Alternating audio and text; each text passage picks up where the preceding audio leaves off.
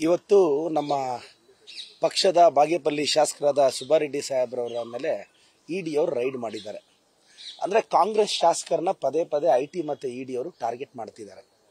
ಸುಬ್ಬಾರೆಡ್ಡಿ ಸಾಹೇಬರು ತುಂಬ ಕಷ್ಟಪಟ್ಟು ಬಡತನದಲ್ಲಿ ಮೇಲೆ ಬಂದು ಬೆಂಗಳೂರಿಗೆ ಬಂದು ಅವ್ರದ್ದೇ ಆದಂಥ ಒಂದು ಸಾಮ್ರಾಜ್ಯವನ್ನು ಕಟ್ಕೊಂಡು 3 ಬಾರಿ ಸತತವಾಗಿ ಶಾಸಕರಾಗಿ ಪಕ್ಷನಿಷ್ಠೆ ಅಂದರೆ ಅದು ಸುಬ್ಬಾರೆಡ್ಡಿ ಅವರು ಅಂದರೆ ಅದು ಪಕ್ಷನಿಷ್ಠೆ. ಒಂದು ವ್ಯಕ್ತಿಯನ್ನ ಇವತ್ತು ಇಡಿ ಅವರು ರೈಡ್ ಮಾಡ್ತಿದ್ದಾರೆ.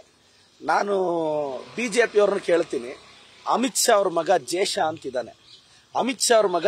ಅಂತಿದ್ದಾನೆ, ಅವ್ರದ್ದು ಒಂದು ಕಂಪನಿ ಇದೆ. ಆ ಕಂಪನಿ ಟ್ರಾನ್ಸಾಕ್ಷನ್ ತುಂಬಾ ಕ್ಲೀನ್ ಆಗಿದೆಯಾ? ಐಟಿ ಇಡಿ ಅವ್ರಿಗೆ ಆ ಕಂಪನಿ ಕಾಣಿಸ್ತಾನೆ ಇಲ್ಲ. ನಿತಿನ್ ಗಡ್ಕರಿ ಅವ್ರಿಗೆ 17 ಶುಗರ್ ಫ್ಯಾಕ್ಟರಿ ಇದೆ, ಅದ್ರ ಮೇಲೆ ಐಟಿ ಇಡಿ ಅವ್ರು ಹೋಗೋದೇ ಇಲ್ಲ. ಮಹಾರಾಷ್ಟ್ರ ಸಿಎಂ ದೇವೇಂದ್ರ ಫಡ್ನವೀಸ್ ಅವ್ರದ್ದು ಕಂಪನಿಗಳಿದೆ, ಅದ್ರ ಮೇಲೆ ಯಾರು ಹೋಗೋದೇ ಇಲ್ಲ. ಅದಾನಿ ಮೇಲೆ ರೈಡ್ ಆಗಲ್ಲ, ಅಂಬಾನಿ ಮೇಲೆ ರೈಡ್ ಆಗಲ್ಲ, ಬಿಜೆಪಿ ಅವ್ರ ಮೇಲೆ ರೈಡ್ ಆಗಲ್ಲ, ವಿಜಯೇಂದ್ರ ಅವ್ರ ಮೇಲೆ ರೈಡ್ ಆಗಲ್ಲ. ಐಟಿ ಇಡಿ ಅವ್ರಿಗೆ ಕಾಂಗ್ರೆಸ್ ಅವ್ರನ್ನ ನೋಡಿದ್ರೆ ಬಹಳ ಪ್ರೀತಿ. ನಾನು ಒಂದೇ ಒಂದು ಮಾತು ಕೇಳಕ್ಕೆ ಇಷ್ಟಪಡ್ತೀನಿ, ಕರ್ನಾಟಕ ಬಿಜೆಪಿ, ಸೆಂಟ್ರಲ್ ಬಿಜೆಪಿನ ನೀವು ಎಷ್ಟು ಟಾರ್ಗೆಟ್ ಮಾಡಿದ್ರು ಹೆದರೋ ಪ್ರಸಕ್ತಿನೇ ಇಲ್ಲ.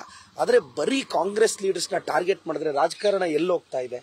ಆಯಿತು, ನಾಳೆ ನೆಕ್ಸ್ಟ್ 28ಗೆ ಸೆಂಟರಲ್ಲಿ ನಾವು ಪವರ್ಗೆ ಬರ್ತೀವಿ, 29ಗೆ ಇಲ್ಲಿ 28ಅಲ್ಲಿ ನಾವು ಬರ್ತೀವಿ, 29ಗೆ ಬರ್ತೀವಿ. ಆವಾಗಂತೂ ಖಂಡಿತವಾಗೂ ಹೇಳ್ತಾ ಇದ್ದೀನಿ, 29ಗೆ ನಾವು ಪವರ್ಗೆ ಬರ್ತೀವಿ. ಬಿಜೆಪಿ ಅವ್ರನ್ನ ಹುಡುಕಿ ತಿಹಾರ್ ಜೈಲ್ ಅಂತೂ ತುಂಬಿಸ್ತೀವಿ.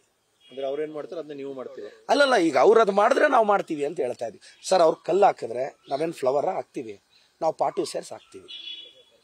ಅವ್ರು ಕಲ್ಲು ಹಾಕಿದ್ರೆ ನಾವು ಫ್ಲವರ್ ಎಲ್ಲ ಹಾಕಲ್ಲ, ನಾವು ಪಾಟು ಸೇರ್ಸ್ ಹಾಕೋದು. ಅದವ್ರಿಗೂ ಈಗ ನೀವು ಹಿಂದೆ ಕಲ್ಲು ಹಾಕಿರೋದಕ್ಕೆ ಅವ್ರು ಈಗ ಹಾಕ್ತಾ ಇದ್ದಾರೆ ಅಂತ. ನಾವ್ ಹಿಂದೆ ಏನು ಕಲ್ಲು ಹಾಕಿಲ್ಲ, ಕಲ್ಲೇನು ಹಾಕಿಲ್ಲ. ಅಧಿಕಾರಕ್ಕೆ ಬಂದ ಮೇಲೆ ಅಂತ ನೀವು ಸಿಬಿಐ ನಂಗೆ ಬಳಸಿದ್ರಿ, ಸಿಬಿಐ ನಿಮ್ಗೆ ಬಳಸಬಹುದು ಅಂತ ಹೇಳ್ಕೊಟ್ಟಿದ್ದೆ ಕಾಂಗ್ರೆಸ್ ನವರು ಅಂತಾರೆ ಬಿಜೆಪಿ. ಹಾಗೇನಿಲ್ಲ, ಅಂಥದ್ದೇನು ಯಾವುದು ಇಲ್ಲ.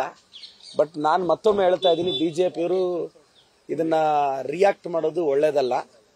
ಸೊ ಕಾಂಗ್ರೆಸ್ MLAಗಳನ್ನ ಪದೇ ಪದೇ ಟಾರ್ಗೆಟ್ ಮಾಡಲಾಗ್ತಿದೆ, ಇದು ಒಳ್ಳೇದಲ್ಲ ಅಂತ ಮಾತ್ರ ನಾನು ಅಭಿಪ್ರಾಯ ಹೇಳಬಲ್ಲೆ. Okay, thank you sir.